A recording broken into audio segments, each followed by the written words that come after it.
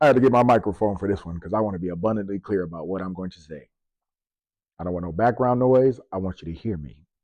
Black people, to my beautiful brothers and sisters out there, this is not a put down. This is a wake up call. Are you tired yet? Have you had enough of the soft bigotry that exists, that is rife within the Democratic Party? Gavin Newsom put it on display yesterday. In an attempt to relate to you and me, he said, I'm like you because I can't read. I'm like you because my SAT scores were low. I'm like you because I can't read my speeches. Basically, he says, I'm dumb just like you. Vote for me. Support me. Support the Democratic Party.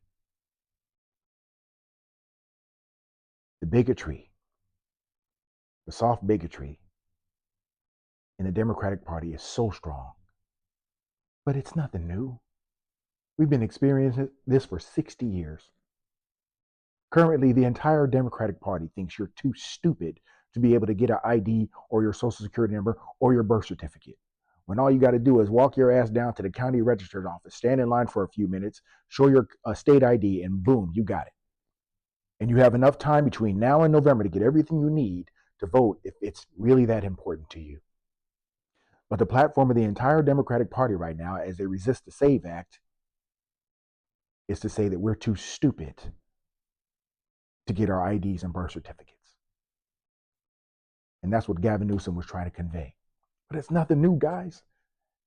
They think we are stupid for 60 years. They thought we've been stupid. When LBJ passed welfare and passed the Civil Rights Act, he said he'd have us gullible Negroes voting for the Democrats for the next 200 years. He said this because he thought we're gullible. He said it. And unfortunately for many of us, he was right. 200 years, we're voting for them at an 85 to 90% click. And our schools are still preschool to prison pipelines. Our neighborhoods are still not safe. There's no economic growth. There's no development. The fathers are out of the home. And we still vote for them at an 85 to 90% click. Jimmy Carter, when standing in front of black people, he's Mr. We Shall Overcome. But when pandering to Dixiecrats, he believed in segregation. When pandering to the remaining Dixiecrats in a certain state, he believed in segregation. And he put his foot in his mouth. And Dr. Martin Luther King's father had to come in and save his campaign when we got upset. And guess what? We glossed right over it and we voted for Jimmy Carter. What did we get out of Jimmy Carter? Nothing. Good old Joe Biden, mass incarceration Joe. Joe Biden didn't want his kids going to school in a racial jungle, right? He didn't want his kids going to school with a bunch of dumb animals, right? Joe Biden also pandered to Dixiecrats, right? That's what this man did. Joe Biden said that the only articulate and clean black man in America was Barack Obama. He said this. That should have ended it right there. That should have ended it. But nope. Then the man later gets out there and says, if you don't vote for me, you aren't black. Like your pride in your race is dictated on which party you vote for. This is what they think. He didn't have to explain what he was going to do for you. They just expect it. We're too dumb, so we're going to vote for him anyway. Fast forward to Hillary Clinton. Miss, I keeps hot sauce in my purse. That's how she relates to you. She gets up in a church and starts speaking in a southern drawl, sounding like a Baptist minister. I don't feel no ways tired. And y'all start clapping. And all she has to do is tell you the other side is racist. And you guys just start clapping. You support her. She doesn't have to explain how she's going to solve the problems. She doesn't have to explain anything. She just has to pull hot sauce out of her purse. She just has to do the Cupid shuffle or the electric slide. And she's got you. They don't respect you. It's the bigotry of low expectations. They don't respect you. Governor Kathy Hochul from New York doesn't even think we know how to use a computer. And black kids don't know how to use computers. Are you kidding me? Are you kidding me? What do you think we're going to do? Eat it? We're too dumb to even know how to use a computer. Kamala Harris. Kamala, collard greens in the bathtub Harris. That's how she relates to us. Doesn't have to tell her how she's going to solve our problems. All she has to do is talk about collard greens in the bathtub. When she's talking to the white folks and she's giving them her word salad, she's speaking perfect English. But when talking to us, fire, brimstone, Southern twang. Hell, she didn't even bother to talk to black men until the end of her campaign when she realized she was losing us. When she was losing black men, that's when she decided that it was time to go talk to black men. But prior to that, we were irrelevant. The black man was the new white man to her. We were too stupid. We were stupid. Right? We got old Jasmine Crockett here. Jasmine Crockett went to a private school, highly intelligent and accomplished woman, an attorney. She knows how to speak proper English. Oh, but when she gets in front of us, she's Jasmine from the block. She's screaming about racism, and she's here for the black people.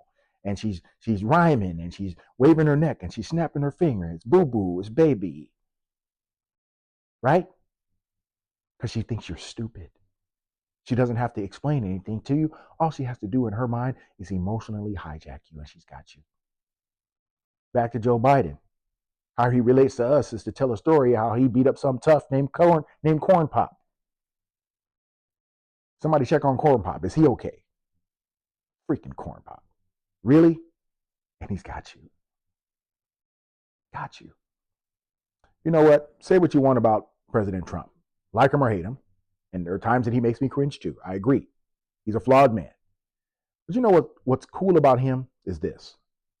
That man talks to white people the same way he talks to black people. He talks to the rich billionaire businessman the same way he talks to the kid working at McDonald's.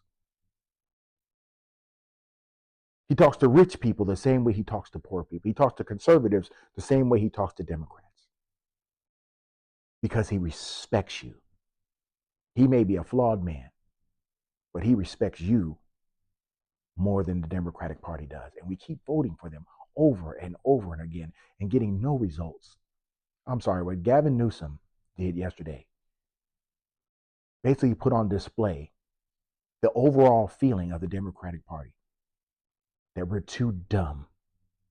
We're too stupid to get an ID. We're too dumb. So they don't have to explain anything to us.